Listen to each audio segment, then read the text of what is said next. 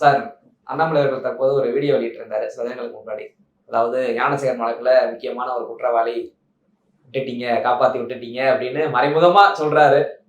ஆனா அதை பத்தின எந்த ஒரு கருத்துக்களும் ஐயா போன்ற திமுக நிர்வாகிகள்லாம் வாய் திறக்க மாட்டாங்களே, என்ன காரணம்? ஏன் தலை ஒரே மாதிரி இருக்குன்னு கேக்குறியா? அப்படிங்களா ஐயா? மீசி கொஞ்சம் கட் பண்ணி விட்டோன்னு வச்சுங்க, கரெக்டா இருக்கா? இந்த சார் தான் அந்த சார், அந்த சார் தான் இந்த சார், இந்த அளவுக்கு தானே ஐயா இருக்காரு.